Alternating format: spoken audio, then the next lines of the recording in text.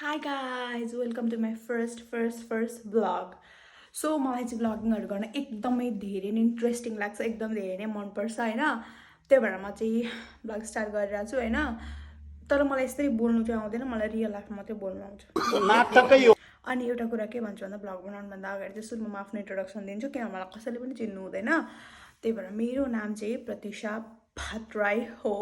Currently I am at England on a student visa. I'm currently studying LLB law at University of Sunderland main campus. जुन चाहिँ दुईटा छ, एउटा inside London outside London.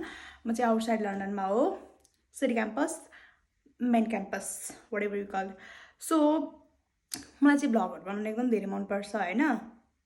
थाहा छैन यो मिनी भ्लग हुन्छ कि लामो भ्लग हुन्छ त मलाई थाहा भएन। भिडियो पनि सही थाहा हुन्छ। मलाई साच्चै बोल्नु पनि आउँदैन, एकोरे हेरेर बोल्न आउँदैन। अनि कस्तो क्यामेरामा हेर्दाखेरि पनि कस्तो किन हेरेको जस्तो लाग्ने के। अनि म चाहिँ यतिकै a day in my life बनाउँछु। के बनाउँछु भन्दाखेरि चाहिँ म भन्छु बिहान उठेँ के गरेँ, I need to go to my work, काममा गएको बनाउँछु, कामबाट आएको बनाउँछु। त्यही हो मेरो त, त्यही नै हो a day in my life, अरू के बनाउनु। सो अहिले चाहिँ म ब्रेकफास्ट गर्छु। म ब्रेकफास्टमा के गर्छु म किचनमा गएर देखाउँछु। Okay, so my morning start with hot water with a lemon. So my breakfast looks like, so first I'll have my apple and then I'll go for my yogurt. म ब्रेकफास्टमा चाहिँ यति मात्रै लिन्छु किनभने मलाई ब्रेकफास्टमा धेरै कुराहरू लिन मन पर्दैन। आई थट कि यो मैले ग्रेक योगर्ट भनेर लिएर आएको, तर मैले नेचुरल योगर्ट लेखेको देखिनँ छु होइन। तर no worries, I can eat. So I'm gonna get ready for my walk. So come, let's get ready with me for my walk. So मैले चाहिँ टी सर्ट लगाइसकेँ। सो अब गेट रेडी विथ मी, मतलब म त्यस्तो केही पनि use त गर्दिनँ, तर अलिकति मोइस्चराइजर किनभने बाहिरको वेदर अलिकति हुन्छ, सनस्क्रिन द्याट्स अल है। म चाहिँ उयो गर्छु है, नर्मल हो नि त।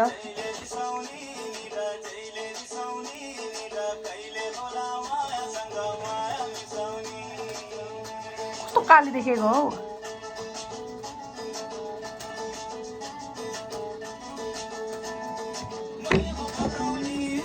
मै हो पकाउने। उयो मेरो फोनै झऱ्यो हौ। मै फर्स्ट टाइम भ्लग गरेको है, के राम्रो भएको छैन के राम्रो भएको छैन भनेर पनि मलाई थाहा छ। So I'm gonna do my gua sha for now. I don't know यति यसले वर्क गर्छ कि गर्दैन, तर म चाहिँ यसले सधैँ गर्ने गर्छु है।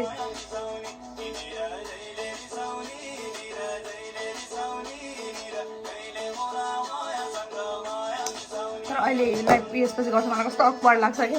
और 50 रुपया कट ओवर एक्टिंग के वजह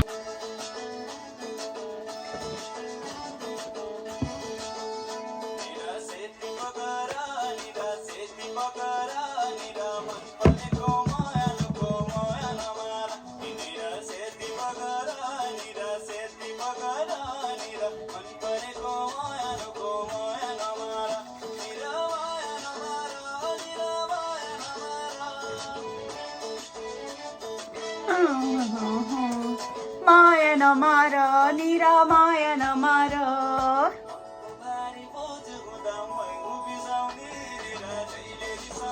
ओइ कस्तो देखेको, कहाँले देखेको त।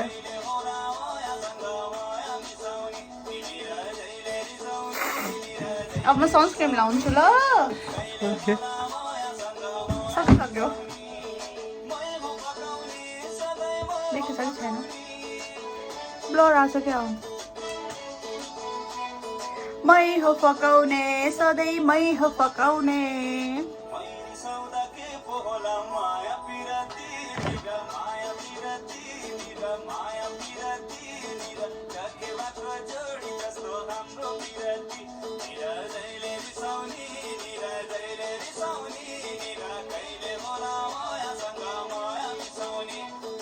यति धेरै काली आएको छ चाहिँ किन हो।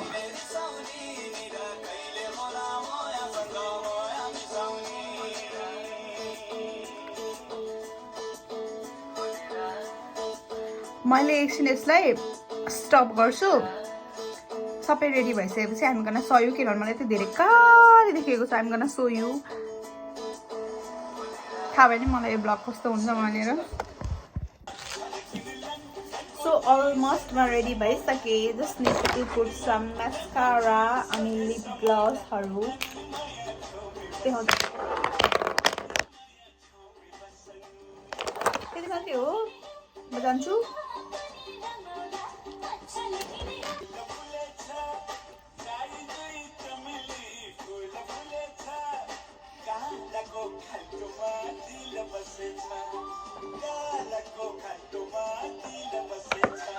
लिप ग्लस हो मेरो फेभरेट.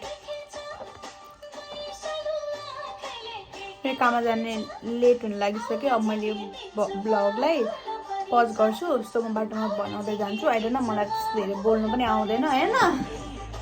के आउँछ त्यही बनाउँछु अनि केही कुराहरू दिमागमा आयो भने त्यो कुरा भन्छु. त्यही हो. सायद म सेकेन्ड ब्लग चाहिँ अलिकति इन्ट्रेस्टिङ अलिकति राम्रो बनाउँछु होला. कतै बाहिर गयो भने किनभने अहिले चाहिँ मेरो काम घर द्याट्स अल त्यति मात्रै भइरहेछ. मेरो युनि पनि खुलिरहेछ. युनिमा पनि बनाउँछु. आई नो सबैजना नो होइन.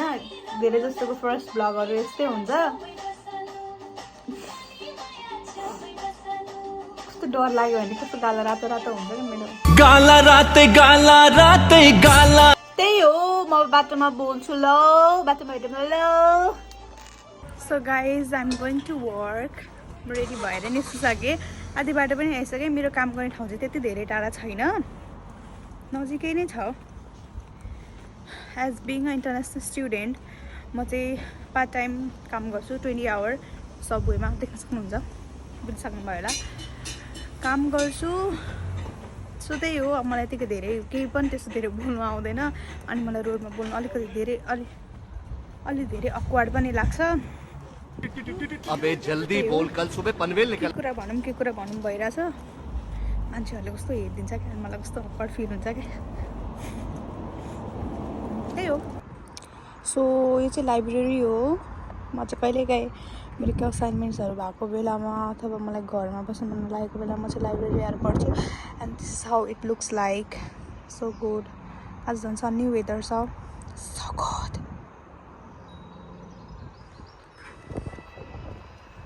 ओके या अलमोस्ट म चाहिँ काम गर्ने ठाउँमा पुग्न आँटिसकेँ.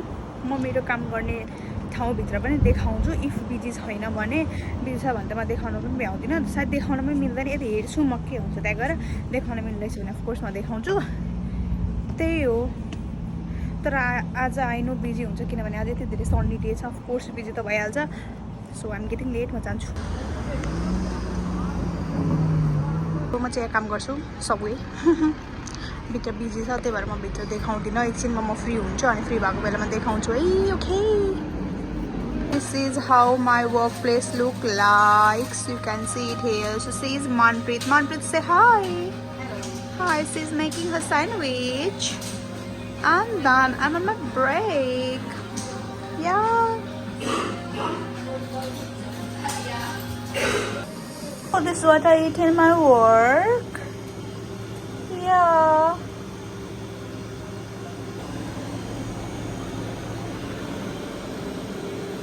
म चाहिँ काम सकाएर आइसकेको छु. आज वेदर फेरि यस्तो राम्रो छ क्या.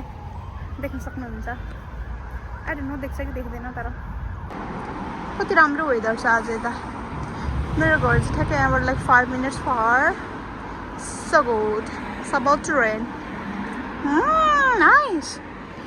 So I'm just back from my work. So now I have to complete my assignments. So yes, I'll show you. मैले कति धेरै काटेको गरेछु भिडियो बनाउँदाखेरि. के छैन म अर्को भिडियो चाहिँ राम्रो बनाउने ट्राई गर्छु. Sorry guys. मैले चाहिँ असाइनमेन्ट गर्दा भिडियो लिने नै बिर्सेछु. त्यही भएर म असाइनमेन्ट गर्दा मलाई बोर फिल भयो. त्यही भएर म मेरो अकोमोडेसनको पछाडिको पार्कमा गएँ. The one who is capturing my video don't want come on the camera because she don't like it.